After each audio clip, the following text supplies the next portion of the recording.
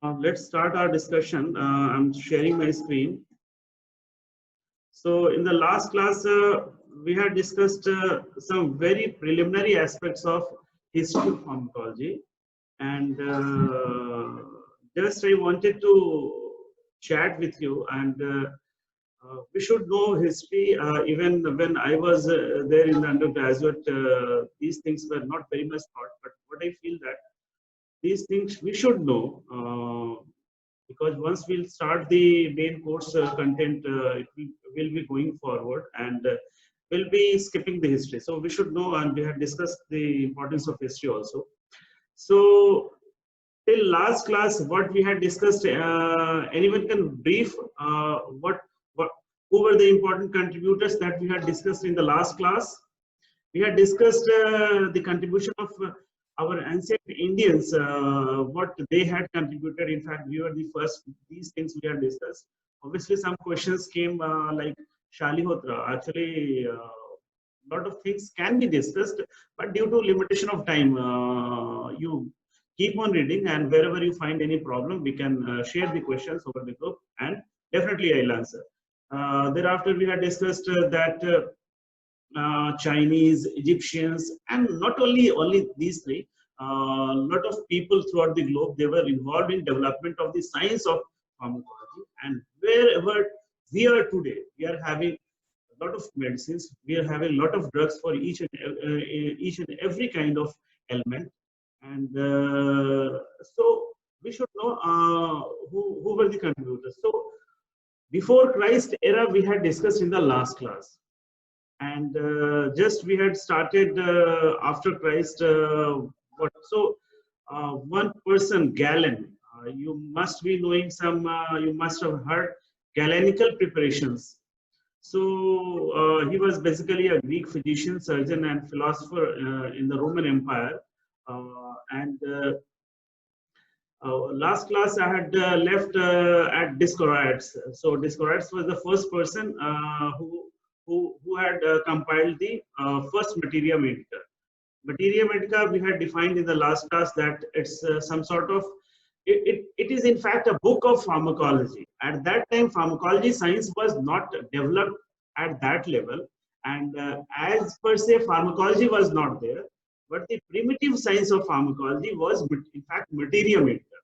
And what was Materia Medica? Some sort of plant preparations or the animal preparations or whatever drugs we could have used. At that time, we were not having injectable, pure form of chemicals like injectables, tablets, and all these things.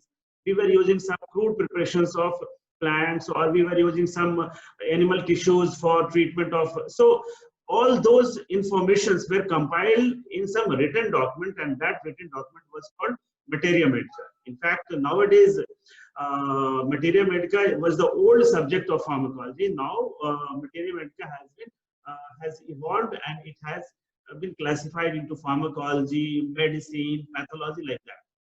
So, Dioscorides was the first person who compiled the first Materia Medica, and thereafter, Galen further refined his Materia Medica, and he came up with some more number of items in the book, and some 1400 prescriptions or items were mentioned in the book. And Galen, in fact, he popularized the science of Materia Medica.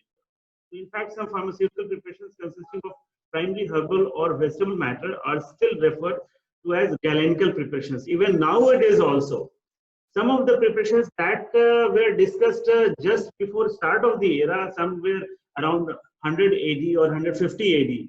So those preparations we are still using nowadays, even in 2020. So those preparations we are seeing as Galenical preparations, because in fact it was Galen who had mentioned about those things in his Materia Medica compilation, in the compilation of 1400 or all those things. So coming next, there are so many contributors there. There are a lot of people who are involved, some more than 500 people. We cannot discuss the contributions of all those people.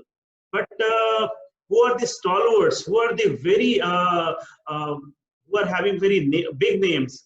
We are discussing only those. So whatever we are skipping, I presume that you will be going through all those things, and it's not a one-day discussion that we can have the history of pharmacology. It's a long study. You keep on studying, and even today also I am knowing some of the facts if I learned these things.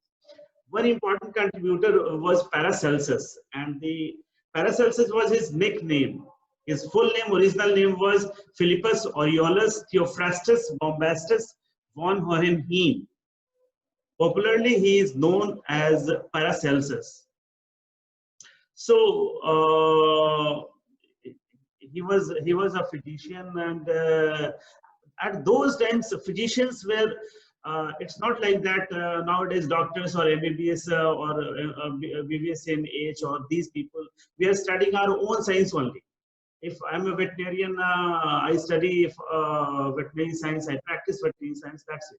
But at those times, physicians were having, because those professional courses were not there, and those people were studying botany, zoology, chemistry, philosophy, psychology, medicine, on lot of knowledge, and then they were doing the practice.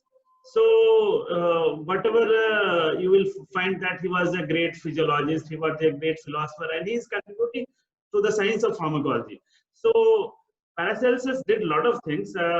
He introduced the clinical use of laudanum. This laudanum was in fact opium. You know opium poppy plant. So this opium or poppy plant contains morphine. In the Second World War, this morphine is having very strong analgesic property. Second World War में अगर लोग घायल हो जाते थे तो morphine powders आपने बहुत सारे मूवीज में देखा होगा कि उस पे रब करते थे ताकि it was having very strong analgesic property, pain killing property उनके, और that morphine was obtained from opium, and opium के जो उस समय preparations आते थे उसका नाम रखा था laudanum. So इन्होंने Paracelsus was the person who prescribed who advocated the clinical use of this opium products for analgesic purposes. And he in fact prepared a lot of tinctures. What are these tinctures? Tinctures are in fact alcoholic or semi-alcoholic preparations. Say for example, tincture benzoin, or lot of tinctures are there. These are some alcoholic or hydroalcoholic preparations which you are applying over your skin for getting the beneficial effects of the medicaments or the drugs. So tincture is some sort of topical preparation in fact, and he formulated the lot of tinctures of this opium, so that how opium we can use. Nowadays this opium is banned. We cannot use opium because this opium is a narcotic drug. It produces analgesic effects, but at the same time it's having narcotic actions, habit forming actions. So it's an addictive drug. That's why it's banned. You cannot use. Nowadays we are having a lot of safer analgesics. Why we should use this? So Paracelsus is known for people are knowing Paracelsus not for his works on opium. In fact, people are knowing opium Paracelsus for a very big philosophy that he had given some way back in some 500-600 years back. At that time, what he had said, that all substances in this world are poisons. इस दुनिया में जितनी भी चीजें हैं वो सारे के सारे जहर हैं, पॉइजन्स हैं. There is none, ऐसा कुछ भी नहीं है which is not a poison. ऐसा कुछ भी नहीं है जो जहर नहीं है. बड़ा कंट्रोवर्शियल स्टेटमेंट दिया, बड़ा आज के डेट में बोल दें कि हर चीज विष है. और फिर एक गोल्डन वर्ड उन्होंने कहा, the proper dose separates a poison from a remedy. एक प्रॉपर डोज जो है वही डिफरेंशिएट करता है कि कौन पॉइजन है और कौन रेमेडी है, मेडिसिनल आइटम है, रेमेडी है जिससे हम कुछ ट्रीटमेंट कर सकते हैं. और ये आज 2020 तक स्टैंड करता है, बिल्कुल गलत किसी ने साबित नहीं कर सका. और हम कोई भी आप पॉइजन ले लो, उसकी डोज कम करते करते करते करते एक लिमिट से ज्यादा उसकी डोज अब डाइल्यूट करोगे, कम करोगे, तो वो नॉन पॉइजनस हो जाता है, नॉन टॉक्सिक हो जाता है. एंड इनफैक्ट बहुत सारे ऐसे प्रिपरेशंस है, जैसे नक्स वोमिका आपने सुना होगा. नक्स वोमिका में स्ट्रिक्नीन एक वेरी न्यूरो कन्वर्सेंट एजेंट है स्ट्रिक्नीन। अगर आप कंज्यूम कर ले अच्छी कॉन्सेंट्रेशन में तो कन्वर्जन इंड्यूस हो जाएगा, डेथ भी हो जाएगी। लेकिन स्ट्रिक्नीन को बहुत ही 1 लाख टाइम डाइल्यूट करके होम्योपैथिक में nux vomica as medicine use करते हैं। तो दिस इज द प्रिंसिपल। तो जो बहुत सारे एजेंट्स हैं जो पॉइजनस एजेंट्स हैं, पॉइजन्स हैं, उनको भी हम मेडिसिनली ट्रीटमेंट पे यूज कर सकते हैं, हमें डोज एडजस्ट करना होगा। और यही है, बहुत सारे स्टेफर एजेंट्स हैं, एंटीबायोटिक्स हैं या बहुत सारे दूसरे ड्रग्स हैं, उनका भी अगर बहुत ज्यादा डोज दें तो लॉट ऑफ टॉक्सिटीज होंगी और उनसे भी पॉइजनस इफेक्ट्स हो सकते हैं। So this was the philosophy given by Paracelsus. So इनके इस कंट्रीब्यूशन के लिए हम जानते हैं, और इनका फुल नेम याद रखने का कोशिश करना। आईसीआर जेरेफ में पूछता है कभी कभी कि पैरासेल्सस का ओरिजिनल नेम क्या है, 4 उल्टा पुल्टा बना देगा ऐसे करके। तो now next person is Valerius Scotus. So basically he was a botanist, he was a German botanist and physician and pharmacologist, and he was the first person who compiled the first pharmacopoeia. Now, what is pharmacopoeia? Right now, I have told you what is Materia Medica. Materia Medica was some sort of primitive book of pharmacology. Pharmacology की पुरानी पुस्तक थी, जो बहुत पहले, उस समय pharmacology जब डेवलप नहीं हुआ था तो उसको मटेरिया मेडिका बोलते थे। Now this pharmacopoeia is something different. Pharmacopoeia क्या है कि जैसे इंडिया में, हमारे कंट्री में जितने भी ड्रग्स यूज होते हैं, मेडिसिन यूज होते हैं, जो रिटेल शॉप्स पे, केमिस्ट के शॉप पे जो अवेलेबल है, तो कोई भी फार्मास्यूटिकल कंपनी कोई भी ड्रग या केमिकल ऐसे ही मैन्युफैक्चर नहीं कर सकती। मैन्युफैक्चर करने के लिए उसके मैन्युफैक्चरिंग राइट्स लेने होंगे, गवर्नमेंट से अप्रूवल लेना होगा, और कौन कौन से ड्रग यूज हो सकते हैं, उसका कितना डोज यूज हो सकता है, वो कौन कौन से डिजीज कंडीशन में यूज होंगे, ये सारे गाइडलाइंस गवर्नमेंट डिसाइड करती है। और एक गवर्नमेंट की एक ऑफिशियल, एक लीगल बुक है जिसका नाम फार्माकोपिया होता है, उसमें वो सारी चीजें लिखी हुई होती। तो आप कहोगे कि अब जो भी हम टैबलेट, पैरासिटामोल टैबलेट खाते हैं या कुछ भी लेते हैं, तो वो फार्माकोपिया में लिखा हुआ है क्या? यस, लिखा हुआ है। वो है हमारा इंडियन फार्माकोपिया, आईपी उसको शॉर्ट में बोलते हैं। जो भी इंडिया में हम चीजें यूज करते हैं या जो इंडियन फार्माकोपिया के बेस पे बना हुआ है, वो इंडियन फार्माकोपिया में वो लिखा हुआ है। और हर एक गवर्नमेंट का, हर एक कंट्री का इनफैक्ट एक ऑफिशियल बुक है, इंडिया में कौन कौन से वो चीजें बन सकती हैं जिनका, तो हमारी गवर्नमेंट के भी इंडियन फार्माकोपिया है। वेटनरी में भी करने के लिए इंडियन वेटनरी फार्माकोपिया है, हमारा बन गया है last so many years back. इस तरीके से हर एक कंट्री का, यूनाइटेड स्टेट्स का United states pharmacopoeia, USP, Britain का है नेशनल फार्मुलरी या ब्रिटिश फार्माकोपिया। इस तरीके से हर एक कंट्री का फार्माकोपिया है। तो फार्माकोपिया क्या है? एक ऑफिशियल बुक है। जैसे ऑफिशियल संविधान है, संविधान तो अल्टीमेट है, उसमें हर चीजें हैं, लेकिन ड्रग और मेडिसिन से रिलेटेड उनके क्या यूजेस होंगे, कौन से बैन ड्रग्स हैं, अगर कोई भी ड्रग बैन होता है तो फार्माकोपिया में जाके एंट्री हो जाएगा कि नहीं, इस पर रिस्ट्रिक्शन लग गया है। शेड्यूल ऑफ ड्रग्स है, schedule A B C D E F G H, अलग अलग शेड्यूल्स बना हुआ है, उनके बारे में हम लेटर ऑन आपको डिटेल में बताएंगे, अभी जस्ट इंट्रोडक्टरी में। तो फार्माकोपिया इस टाइप का है। तो ये वैलेरियस स्कॉटिस अप्रॉक्स 500 इयर्स बैक इन्होंने पहली फार्माकोपिया बनाई थी। इन्होंने फील किया कि नहीं, अब तो बहुत सारे एजेंट्स यूज हो रहे हैं ना, वो कोई नीम की लगा रहा है, कोई हल्दी का लगा रहा है, कोई एक खिला रहा है, कोई में, तो एक उसका कोई ऑफिशियल रिकॉग्निशन होना चाहिए, सारे लोग कंक्लूड कर सके। तो सारे लोग जो कंक्लूड करके उन्होंने एक बुक में कंपाइल किया, वो उस समय उस बुक का नाम दिया हुआ था डिस्पेंसेटोरियम। डिस्पेंसरी से नाम पड़ा हुआ है। डिस्पेंसरी मतलब जहाँ पे फार्मासिस्ट बैठ के डिस्पेंस करता है। डिस्पेंस मतलब कुछ फॉर्मुलेशन बना के किसी को देना। तो वो जो दवाखाना है उसको डिस्पेंसरी बोलते हैं। और दवाखाना में रखी हुई चीजें जो है और उस चीजों का जो नॉलेज जिस बुक में रखा हुआ उसका नाम रखा है डिस्पेंसेटोरियम। तो फर्स्ट फार्माकोपिया का नाम था। ये भी आपको पूछा जाता है कि डिस्पेंसेटोरियम क्या है, ठीक है। तो इसके बारे में जानने की ध्यान रखेंगे। फिर इसके बाद नेक्स्ट देखें। इसके बाद काफी, अब तकरीबन 1500 सदी के बाद, 1500 के बाद फास्ट साइंस में चेंज आने लगा, सो मेनी चीजें आने लगी, और अब एक इंडिविजुअल का बहुत ज्यादा कंट्रीब्यूशन नहीं रहा, so many scientific community, so many लोगों का डेवलपमेंट हुआ। तो फर्स्ट फार्माकोपिया बना तो लंदन में फिर 2 और फार्माकोपिया ब्रिटिश गवर्नमेंट ने बनाया। फिर 1689 में एडिनबर्ग फार्माकोपिया फॉर्म हुआ। फिर 1820 में यूनाइटेड स्टेट्स ने अपना पहला फार्माकोपिया बनाया जिसका नाम रखा यूएसपी, यूनाइटेड स्टेट्स फार्माकोपिया।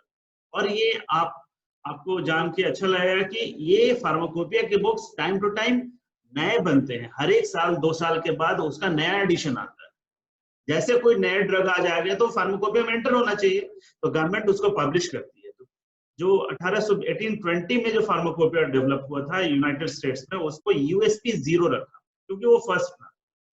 और आज जो लेटेस्ट है 2020 का, दैट इज यूएसपी 39। तो ये यूएसपी 39 के बारे में भी आपको पूछता है कि व्हाट इज दिस यूएसपी 39, ठीक है। उसके बाद एक नेशनल फॉर्मुलरी अभी आपको बताया था, नेशनल फॉर्मुलरी जो है वो ब्रिटिश गवर्नमेंट का फार्माकोपिया है, और उसका अभी काउंटिंग नंबर NF34 चल रहा है। इनके आप पीडीएफ गूगल से डाउनलोड भी कर सकते हैं कि यूएसपी 39 का क्या है, और ये सारे ऑलमोस्ट फ्रीली अवेलेबल है। तो इस तरीके से साइंस अब फार्माकोलॉजी डेवलप हो रहा है, जो लोगों को अवेयरनेस होने लगी और बहुत सारे ड्रग्स ऑफिशियली रिकॉग्नाइज होने लगे।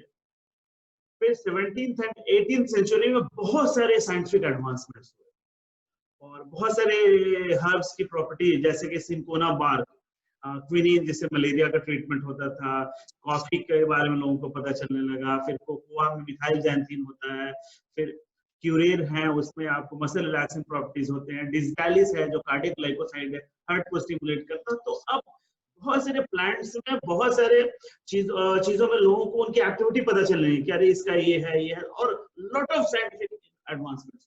अगर इसमें साइंटिस्ट का नाम काउंट करेंगे तो इतने में ही कम से कम 30-40 साइंटिस्ट इन्वॉल्व होंगे, क्योंकि ये सारे अब तो साइंस डेवलप होने लगा ना, लैबोरेटरी में जितने लोग काम कर रहे हैं हर किसी का कंट्रीब्यूशन होने लगा।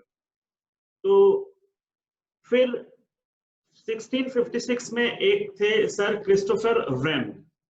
इन्होंने क्या है कि डॉग में फर्स्ट टाइम जो है इंट्रावेनस इंजेक्शन दिया जा सकता है ड्रग को। पहले तो हर चीज ओरली देते थे या एक्सटर्नली यूज करते थे, तो इंट्रावेनस में दिया जा सकता है। और इन्होंने ओपियम मॉर्फिन को डॉग में इंट्रावेनस दे करके देखा कि उसका पेन जो है वो खत्म हो जाता है। तो इंट्रावेनस इंजेक्शन का इनफैक्ट डिस्कवरी इन्होंने किया। फिर इसके बाद विलियम विदरिंग है, इनका भी अपना इसी में आगे कंट्रीब्यूशन हुआ। फिर एक इंपॉर्टेंट पर्सन थे फ्रैंकोइस मेजेंडाई। आप एनाटॉमी में पढ़े होंगे, फोरामेन ऑफ मेजेंडाई, याद है किसी को? कोई बता सकता है फोरामेन ऑफ मेजेंडाई क्या है, कहां से कहां होता है? एनीवन? इन्हीं के नाम पे रखा है, ठीक है। ये आकृति कैन यू से? एटलस और फर्स्ट वर्टिब्रा। हाँ, कहाँ क्या सही बता रहा है? कौन बोल रहा है? सर अंकित। हाँ, क्या जोर से बोलिए Ankit. Sir between atlas and first vertebra. First and fourth ventricle. Anyway confirm कीजिएगा, ठीक है। ठीक है आप तो बेसिकली ये फ्रैंकोइस मेजेंडाई जो थे वो फ्रेंच फिजियोलॉजिस्ट फार्माकोलॉजिस्ट थे, और इन्होंने एक्सपेरिमेंटल फार्माकोलॉजी पे काफी काम किया, और एक्सपेरिमेंटल फार्माकोलॉजी को एज ए सब्जेक्ट इंट्रोड्यूस किया। हम अगले क्लास में आपको डिफरेंट ब्रांचेज ऑफ फार्माकोलॉजी बताएंगे, और उसमें आपको पता चलेगा कि एक्सपेरिमेंटल फार्माकोलॉजी क्या होता है। और स्ट्रिक्नीन पे, मॉर्फिन पे, कोडीन पे, क्विनीन, इन पे इनका काफी काम था। अब आपको शॉर्ट में बताएं, स्ट्रिक्नीन बताया कन्वर्सेंट एजेंट है। कन्वर्सेंट मतलब जो कन्वर्शंस इंड्यूस कर सके, समझ रहे हैं ना? कन्वर्शन सिंपल इंग्लिश का वर्ड है। फिर मॉर्फिन क्या है? मॉर्फिन वेरी स्ट्रॉन्ग एनाल्जेसिक था। कोडीन आज के डेट में एंटीट्यूसिव खांसी में यूज, कफ सिरप यूज करते हैं। क्विनीन है, एंटी मलेरियल था। तो इन प्लांट्स पे काफी काम किया, और इनकी एक्टिविटी एक्सपेरिमेंटल फार्माकोलॉजी में एक्सपेरिमेंट लगा के प्रूव किया कि इस प्लांट का ये प्रॉपर्टीज है। तो आज के डेट में एक्सपेरिमेंटल फार्माकोलॉजी एक बड़ा सब्जेक्ट है।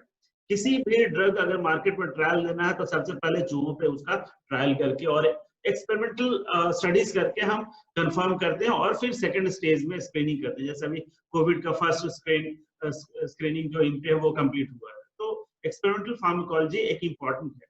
मार्केट में आप जो भी ड्रग यूज कर रहे हो, बहुत सारे फेजेज ऑफ स्टडी के बाद वो मार्केट में इंट्रोड्यूस होता है, और जो डिफरेंट फेजेज ऑफ स्टडी है वहां फार्माकोलॉजी का role, phase 1, phase 2, phase 3 like that. इसके बाद एक इंपॉर्टेंट पर्सन है क्लाउडे बर्नार्ड। बेसिकली ये जो है वो फ्रैंकोइस मैजेंडाई के स्टूडेंट थे, और उस समय यूनिवर्सिटीज जो थी और कॉलेजेस का जो वर्ल्ड में रिकॉग्नाइज्ड यूनिवर्सिटीज थी, उसमें कोई बड़ा प्रोफेसर है, उसका स्टूडेंट, फिर तो उस तरीके से जनरेशन इंफॉर्मेशन कैरी फॉरवर्ड होता है। और इन्होंने डिस्टालिस पे काफी काम किया। डिस्टालिस आज के डेट में कार्डियक ग्लाइकोसाइड है। अगर किसी का हार्ट फेलिंग हार्ट है ये वो, तो उसको डिस्टालिस का इंजेक्शन देते हैं, हार्ट को स्टिमुलेट करता है। तो कंजेस्टिव हार्ट फेलियर इनके ट्रीटमेंट में यूज होता है। नेक्स्ट पर्सन थे रुडोल्फ बुचहिम, और ये जर्मन फार्माकोलॉजिस्ट थे, और इन्होंने एक्सपेरिमेंटल फार्माकोलॉजी को फर्दर स्टैब्लिश किया और वर्ल्ड में first experimental pharmacology laboratory establish की।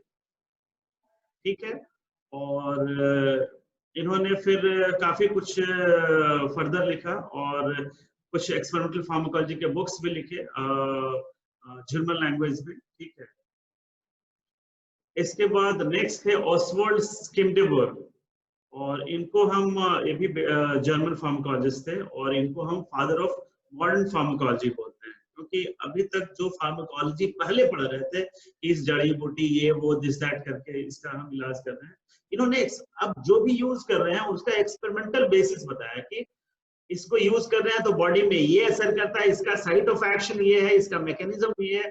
अगर कोई इन चीजों को बता सके तो वो है मॉडर्न फार्माकोलॉजी।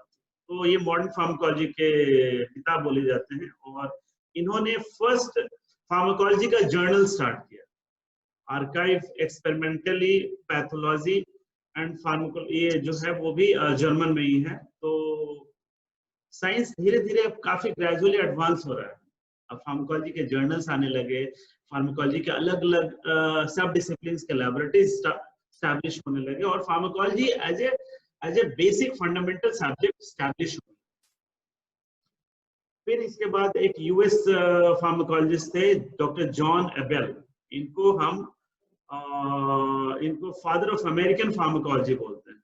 यूएस में ये बहुत बड़ा इनका नेम एंड फेम है, और इन्होंने पीछे के जितने भी लोग हैं उनको बाईपास करके सो मेनी फार्माकोलॉजी को as a subject deeply root किया, एस्टैब्लिश किया।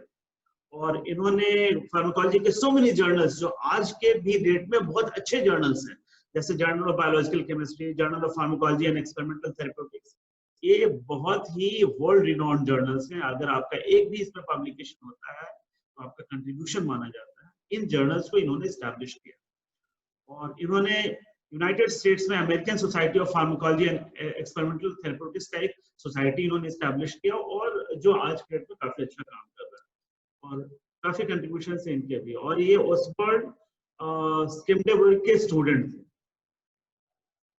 ठीक है, इसके बाद coming back to our country, हमारे कंट्री में कर्नल आर.एन. चोपड़ा साहब थे, जो फार्माकोलॉजी को इंडिया में एस्टैब्लिश किया। इनको first chair in pharmacology in our country बोलते हैं, और फादर ऑफ इंडियन फार्माकोलॉजी। और इंडिया में इन्होंने school of tropical medicine Calcutta में एस्टैब्लिश किया for scientific study of indigenous drugs and of India, जो अभी CSIR की लेबोरेटरी और काफी अच्छा काम कर रहा है, और काफी कंट्रीब्यूशंस इनके हैं। इसके बाद last but not least doctor L mayor Jones, इनको father of modern veterinary pharmacology बोलते हैं। जो रिवेरी वाली बुक आप पढ़ लो ना, वो इन्होंने ही लिखा है, ये आज नहीं है इस दुनिया में। तो इनके स्टूडेंट्स, इनके जो प्रेडिसेसर्स, इनके बाद वाले जो हैं वो उनको फॉलो कर रहे हैं। तो रिवेरी, और रिवेरी के पहले थे डॉक्टर H. रिचर्ड एडम्स, और उनके पहले थे डॉक्टर एल मेयर जोन्स। अब रिवेरी की अभी 10th एडिशन पढ़ रहे हो, तो अप टू 6th और 7th edition doctor L mayor Jones ने लिखा उसको। उसके बाद 8th एडिशन को डॉक्टर H. रिचर्ड एडम्स ने लिखा है, 9th एंड 10th एडिशन को डॉक्टर रिवेरी ने लिखा है। तो रिवेरी साहब को आने के बाद इनको नहीं भूलेंगे, क्योंकि जो चीजें उसमें हैं उसके डीप फाउंडेशन इन्हीं का किया हुआ है। और फार्माकोलॉजी की रिवेरी अल्टीमेट बुक है वर्ल्ड में, थ्रू आउट द वर्ल्ड। उससे अच्छी इंफॉर्मेशन, कंपाइल्ड इंफॉर्मेशन और कहीं नहीं। और ये ट्रू टेक्स्ट बुक्स हैं, किसी बुक का कट कॉपी पेस्ट नहीं है। मैं आपको नोट्स देता हूं तो इन बुक्स से पढ़ करके कट कॉपी पेस्ट कर देता हूँ, उसमें मेरा अपना कोई कंट्रीब्यूशन नहीं है।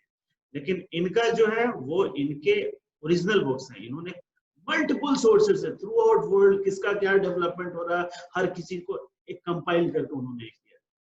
और एक बार हम थोड़ा सा रिवाइज करें कि अब फार्माकोलॉजी कहाँ से स्टार्ट किया था way back in the last class और आज कहाँ है। तो सम 3000 साल पहले जो है थ्रू आउट वर्ल्ड जो है, चूंकि हमारे बहुत सारी चीजें हैं जो डॉक्यूमेंटेड नहीं। हमारे जो आयुर्वेद है वो डॉक्यूमेंटेड नहीं है, और हमारे पास बहुत, हालांकि अब इंडियन गवर्नमेंट काफी काम कर रहा है, इसीलिए बहुत सारे हमारी चीजों का पेटेंट यूनाइटेड स्टेट्स के पास है। हल्दी का पेटेंट उनके पास है, नीम का पेटेंट उनके पास है।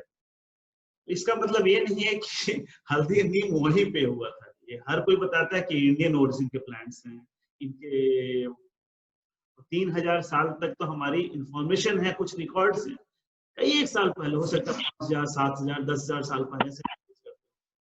तो जो हिस्ट्री जो ट्रेसेबल है, जिनकी इंफॉर्मेशन हमारे पास है, समवेयर उस समय सबसे पहले क्या था, जब पहले कोई ट्रीटमेंट का साइंस इवॉल्व हुआ, जब ह्यूमन सिविलाइजेशन में कुछ लोगों को बीमारी हो और कुछ जड़ी बूटी या कुछ लेप लगा के या कुछ मिट्टी का लेप लगा के किसी तरीके से अगर ट्रीटमेंट कर सके, उस साइंस को हम थेराप्यूटिक्स बोलते थे। तो जब थेराप्यूटिक्स इवॉल्व हुआ उस समय क्या क्या, उसमें क्या क्या चीजों से इलाज करते थे। हर्बल रेमेडीज थे, बहुत सारे हर्ब्स थे जिनको कूट करके उनका लीकर या उनका लेप लगा के या खिला करके किसी तरीके से जड़ी बूटी से इलाज करते थे। और उसके पहले भी कुछ मैजिकल पोशंस थे। गांव घरों में आप अगर किसी का रूरल बैकग्राउंड होगा तो बहुत सारा रोग बीमार का इलाज जो है वो दवा से नहीं, नीम हकीम वो कुछ जादू टोना से भी होता है। झाड़ फूक सर, झाड़ फूक। अब उसका क्या साइंटिफिक बेसिस है, ठीक होता है नहीं होता है, ये कंट्रोवर्सी है। तो हिस्ट्री में चले तो पहले अगर कोई बीमार पड़ जाता था गांव में तो उसको कर देते, फास्टिंग कर देते थे कि इसको खाना नहीं देना, और 10 दिन 15 दिन बहुत सारा स्वर्ग भी सिधार जाते थे लोग। कभी कभी कोई ठीक भी हो जाता था, जो बैक्टीरिया वायरस है वो परेशान होकर अपने ही गायब हो गया बच करके। तो आज के डेट में मॉडर्न साइंस में इनका कोई रैशनल जस्टिफिकेशन नहीं है, बट हिस्ट्री पढ़ रहे हैं तो उनको एक्नॉलेज करना पड़ेगा, क्योंकि कुछ ट्रीटमेंट का साइंस उन्होंने इवॉल्व किया जैसे भी हो। उसके बाद फिर चीजें धीरे धीरे फ्लॉरिश होने लगी, और फिर इसके पहले सबसे पहले कॉमर्स डेवलप हुआ। आप राजा महाराजा का देखते हो उस समय वो मदिरा पीता था, भले उसको इलाज करने के लिए अगर कोई बीमारी हो जाए तो राजा बुखार से ही मर जाए, लेकिन वाइन इंडस्ट्री बहुत पहले सबसे डेवलप। और जो कॉमर्स था उस समय, आपको प्रैक्टिकल में बताया जाएगा कि उस समय के अभी का जो मैट्रिक सिस्टम है उस समय नहीं थी, उस समय जो थे apothecary system of weights and measures थे, और उसमें उसके यूनिट्स अलग थे। उनके यूनिट्स थे ग्राम था, ग्रेन था, पॉइंट था, पॉइंट। अभी भी बहुत सारे लोग, अभी तो बिहार में लीकर बैंड है, लेकिन बहुत सारे लोग लीकर शॉप पे जाते थे, बोलते हैं 1 पॉइंट देना, 1 क्वार्ट देना। तो ये पॉइंट क्वार्ट जो है इनफैक्ट एपोथिकारी सिस्टम्स के वॉल्यूम मेजरमेंट्स है, और उस समय वो डेवलप होते थे और उन्हीं में ट्रेड ट्रांजैक्शन स्टार्ट हुआ। और उसके बाद फिर सम ये इसका देखिए ये कहाँ पे टाइम मैच करता है इस हिसाब से। उसके बाद फिर तकरीबन 18वीं शताब्दी में हमारी केमिस्ट्री, उसके बाद फिर हमारा बायोलॉजिकल साइंसेस डेवलप होने लगा। फिर नेचुरल प्रोडक्ट्स जितने भी आपको हर्ब्स हैं उसमें कौन से एक्टिव मॉलिक्यूल्स हैं उसकी लोगों ने सर्च करना स्टार्ट किया, उसका केमिकल स्ट्रक्चर लोग इल्यूसिडेट करने लगे। फिर उसकी अगर पता हो गया तो उसका सिंथेटिक केमिस्ट्री, जैसे आज के डेट में अगर टेट्रासाइक्लिन एंटीबायोटिक्स खाते हैं तो टेट्रासाइक्लिन एंटीबायोटिक एक माइक्रो ऑर्गेनिज्म से ऑब्टेन होता है, लेकिन आज टेट्रासाइक्लिन ₹1.50 में कैप्सूल आता है। तो उस माइक्रो ऑर्गेनिज्म से अभी ऑब्टेन नहीं करते, उसको हम लैब में उसका सिंथेटिक पाथवे हम जान लिया है कि इन रिएजेंट्स को मिलाएंगे तो टेट्रासाइक्लिन बन जाता है। तो सिंथेटिक केमिस्ट्री इवॉल्व जब हो गया तो इन मेडिसिन का cost of experiment, cost of production बहुत कम हो गया।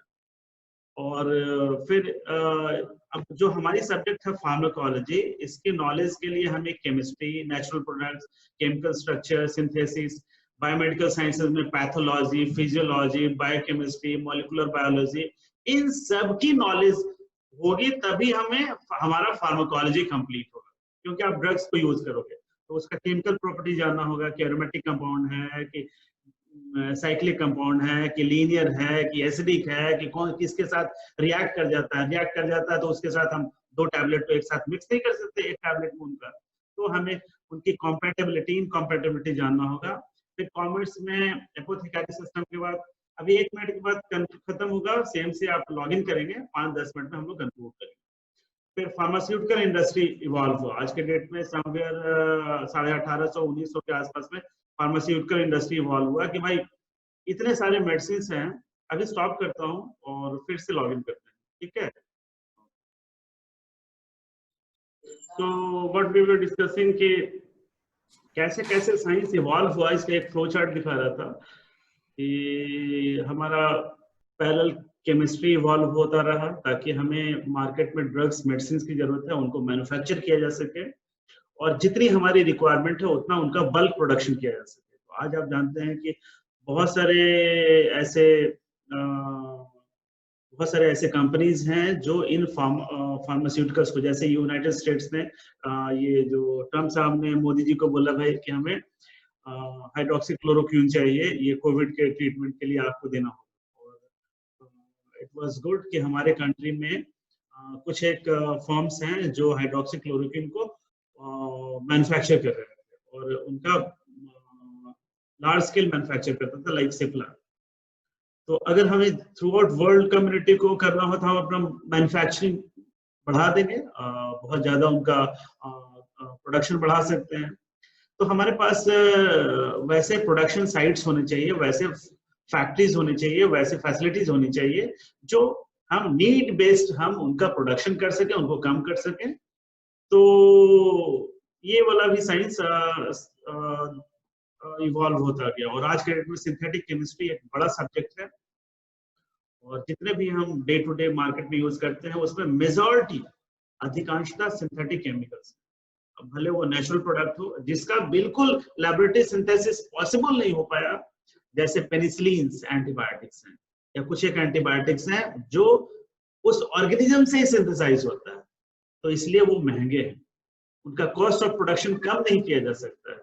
जो हर्बल प्रोडक्ट्स हैं, जो जड़ी बूटी को उनको ग्रो करना होगा, उनको सुखाना होगा, उनको ड्राई करना, उनको प्रोसेस करना, उनको पैक करना होगा, अगर उसमें से हमको पता हो जाए कि फलना केमिकल है और उसको हम प्योर फॉर्म में लैबोरेटरी में सिंथेसाइज कर सकते हैं, तो हमको खेत में उगाने का कॉस्ट नहीं लगेगा, लेबर कॉस्ट नहीं लगेगा, सीजनल इन्फ्लुएंसेस नहीं होंगे, हम कंट्रोल कंडीशन में उनको प्रोड्यूस कर सकते हैं, उनकी क्वालिटी ऑलवेज एक टाइप की कंसिस्टेंट होगी।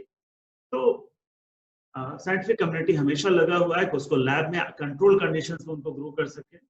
पैरेलल बायोलॉजिकल साइंसेस भी, so many biological sciences develop हुआ, जैसे pathology, physiology, biochemistry, molecular biology, फिर मॉलिक्यूलर बायोलॉजी, फार्माकोलॉजी मिलकर बायोफार्मास्यूटिकल्स हैं, जैसे वैक्सीन्स हैं, बहुत सारे आज के डेट में वैक्सीन्स हैं जो आप, जैसे आप हेपेटाइटिस के वैक्सीन है, वो उसमें कोई वायरस नहीं है, उसके वायरल प्रोटीन्स ही हैं सिर्फ, उनको आप लगा लें अगर, तो हम बायोटेक्नोलॉजी का हेल्प लेकर के बहुत सारे ड्रग्स बनने लगे, जैसे बहुत सारे वैक्सीन जो है बायोटेक्नोलॉजिकल टूल्स के हिसाब से बन रहे हैं, तो वैसे ड्रग्स को हम बायोफार्मास्यूटिकल्स बोलते हैं।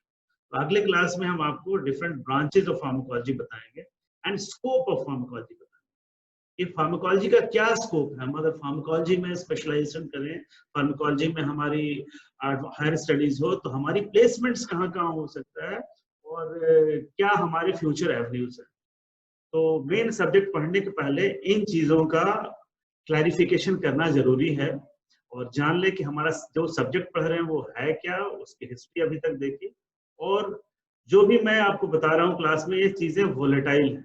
अगर क्लास में सुनोगे बहुत अच्छा लगेगा, समझ में भी आ जाएगा, लेकिन किसी बुक से रिवाइज नहीं करेंगे तो वो सारा उड़ जाएगा, कुछ नहीं बचेगा। 6 महीने बाद अरे मेजेंडा ही था कि क्या था, वो बिल्कुल। तो you need to revise things, और बहुत ज्यादा नहीं, थोड़ा थोड़ा थोड़ा थोड़ा एवरीडे बेसिस पे आप करते जाएंगे तो आपकी अच्छी नॉलेज हो जाएगी, काफी रिच नॉलेज होगी, अच्छी कॉन्सेप्ट भी बनेगी, और आपको रटना नहीं पड़ेगा। लेकिन पूरा सेमेस्टर, पूरा साल आराम करोगे तो एग्जाम में ये ड्रग उसमें मिक्स हो जाएगा, वो इसमें होगा। और अक्सर हाँ बच्चे वाइवा में या उनके रिटन बुक्स में, उनके जो एग्जामिनेशन पेपर्स में ऐसा दिखता है कि उसका इसमें खिचड़ी हो गया, पूरा सेमेस्टर पढ़ा लिया न्यूरोफार्माकोलॉजी, बोला सर स्टाइल कोलिंग क्या होता है सर, तो फिर सर पकड़ना पड़ता है। तो इसका मेन वजह वही है कि आपके लिए बिल्कुल न्यू सब्जेक्ट है, आपकी नॉलेज नहीं है इसमें, और ये तभी आप हो पाएगा जो डे टू डे बेसिस पे 2 चपाती अगर ब्रेकफास्ट में या 4 डेली खाते हो ना, तब आपकी हेल्थ है। और कहे कि 2 महीना बिल्कुल मत खाओ और एक बूढ़ा रोटी का चपाती बना दे कि बेटा आज ही खा ले, 2 महीना नहीं खाना, तो खाओगे तो बदहजमी हो जाएगी, इंडाइजेशन होगा, उल्टी हो सकती है, डेथ भी हो सकती है। वैसे पढ़ोगे तो वही लक्षण है। किसी को और कुछ पूछना है? एनीबॉडी? सर फार्माकोपिया और फॉर्मुलरी सेम है क्या? Formulary and British formulary, pharmacopoeia, हाँ सेम ही है, फॉर्मुलरी एंड फार्माकोपिया। देखो फार्माकोपिया, हाँ फार्माकोपिया फॉर्मुलरी सेम है, सिनोनिमस वर्ड्स हैं दोनों। और फार्माकोपिया आपको फिर अगली क्लास में ब्रांचेस को फार्माकोलॉजी बताएंगे, उसके आगे वाले क्लास में so many terms and definitions है जिनको एक बार में, बहुत सारे आप जानते भी होंगे, लेकिन एक बार उनको पढ़ना जरूरी है। और अगर उनको पढ़ लें तो फिर आगे हमें कंफ्यूजन, जैसे ये क्वेश्चन पूछ रहे हैं, ये सारे वर्ड्स हम वहां पे एक एक करके आपको बताएंगे पावरपॉइंट पे, और आपको क्लियर हो जाएगा, ठीक है। और ये सारे फार्माकोपिया, जैसे इंडिया में अगर कोई एक, बहुत सारे मेडिसिन आपने यूज किया होगा, अगर मान लो कि पैरास्टामोल का क्रोसिन टैबलेट खा रहे हैं, तो क्रोसिन टैबलेट 5 लिखेगा कि each tablet of Crocin contains 500 milligram of paracetamol sulphate equivalent to paracetamol sulphate 500 milligram IP. तो लास्ट में लिखा रहेगा कि आईपी या क्रोसिन टैबलेट, क्रोसिन आईपी लिखा हुआ रहेगा। आप देखना डिटेल में पढ़ करके, लास्ट में सफिक्स में आईपी, बीपी, यूएसपी, एनएफ कुछ लिखा होगा। तो वो जो फॉर्मुलेशन मार्केटिंग हो रहा है, जो बनाया है उस कंपनी ने, कौन सी फार्माकोपिया को रेफर किया है, किसके आधार पे ये बात बोल रहा है, वो लिखेगा उसमें, लास्ट में सफिक्स में ऐड होगा। अगर इंडियन फार्माकोपिया के हिसाब से तो लिखेगा आईपी। यूनाइटेड स्टेट्स फार्माकोपिया, ऐसा नहीं कि यूनाइटेड स्टेट्स फार्माकोपिया के प्रोडक्ट्स इंडिया में मार्केटिंग नहीं हो सकते हैं, वो भी हमारे यहाँ लीगलाइज्ड हैं, वो यूएस कंपनी है वो भी, लेकिन हाँ मार्केटिंग के जो राइट्स हैं और जो लीगल फॉर्मेलिटीज हैं उनको कंप्लीट करना होगा। तो वो सारे। और कुछ पूछना है? 5-10 मिनट टाइम हम डिस्कस कर सकते हैं। आपके पास क्वेश्चंस नहीं होते हैं, इसका वजह बता सकता है कोई, क्यों नहीं क्वेश्चंस होते हैं? सर डिफरेंट कंट्री की फार्माकोपिया डिफरेंट क्यों होता है? हाँ, हमारी आर्मी या चाइनीज आर्मी अलग अलग क्यों है? कोई आर्मी की ना हो तो सबसे, तो रेगुलेशंस अलग हैं। हम कुछ बोलेंगे वो चीन मानेगा नहीं, वो कुछ बोलेगा हम नहीं मानेंगे। तो अगर पूरा ग्लोब एक कंट्री होता तो सब मिल करके सोच लेते कि ये है। और ऐसा नहीं है कि आईपी, इंडियन फार्माकोपिया में जो ड्रग का डोज है यूएसपी में बिल्कुल अलग है, ऐसा नहीं है। लेकिन अब हर एक कंट्री के रेगुलेशंस हैं। कुछ एक ड्रग्स जो है यूनाइटेड स्टेट्स में बैंड, यूज नहीं कर सकते, उसके गवर्नमेंट ने बैन कर रखा है, उसके अपने इकोनॉमिक कंडीशंस हैं। हमारी इकोनॉमिक कंडीशंस अलग है, वी आर डेवलपिंग कंट्रीज। उसके यहाँ कोई रॉ फूड नहीं बिकता है। हमारे यहाँ दूध जो है वो दूध वाला कच्चा ही पहुंचाता है, तो उसमें कोई बैक्टीरिया वायरस भी आ सकता है, उसमें ऑलवेज वो पास्चराइज्ड या पैक्ड फूड ही खाता है। तो हमारे अपने कंडीशन से उस हिसाब से हमने बना रखा है। और चूंकि बाउंड्रीज अलग अलग हैं, सबका कंट्रोल अलग अलग है, तो उसका सारा गवर्नमेंट अलग है, नियम कानून अलग अलग है, तो फार्माकोपिया भी अलग अलग होगा ना। हर एक कंट्री का कॉन्स्टिट्यूशन अलग है, फार्माकोपिया भी अलग होगा, फिजियोलॉजी तो सेम होता है। और फार्माकोपिया के खिलाफ जाके अगर कोई कंपनी कुछ फॉर्मुलेट कर लेता है, फॉल्स ड्रग बना रहा है, तो उस पर एक्शन के भी प्रोविजंस हैं। तो वो तभी ना एक्शन हो सकता है जब हमारे कंट्री का कानून उसको लीगलाइज ठप्पा दे। तो ऐसा नहीं है कि कुछ भी कोई ड्रग अगर 4% सोल्यूशन में यूज हो रहा है तो उसको 40% या 3% नहीं बना सकते। 4% पे ही हमको बना के मार्केटिंग करना होगा अगर हमें एज ए सेलर प्रोडक्ट को मार्केट में हमें लॉन्च करना है या मार्केटिंग करना है। तो वो सारे फिक्स्ड है और अच्छा है कि ये सारा साइंटिफिक कम्युनिटी सारा रिसर्च करके फिर गवर्नमेंट उसको ट्रायल वायल लेकर के फाइनलाइज करता है। और कुछ पूछना हो? होमवर्क नोट कीजिए। अब क्लास दूसरे तरीके से चलेगा। आप लोग गूगल में सर्च करेंगे और फार्माकोपिया के डिफरेंट बुक्स डाउनलोड करेंगे और मुझे ज्ञान देंगे। मैं शुरू में टाइम नहीं अगर कॉमन में बोलेंगे तो बाय नेम पूछूंगा। तो जो भी सर्च कर सके देखिए कि फार्माकोपिया की बुक है कैसी। बच्चे पूरा वेटनरी का डिग्री लेके चले जाते हैं, फार्माकोपिया की बुक नहीं देखी हुई होती।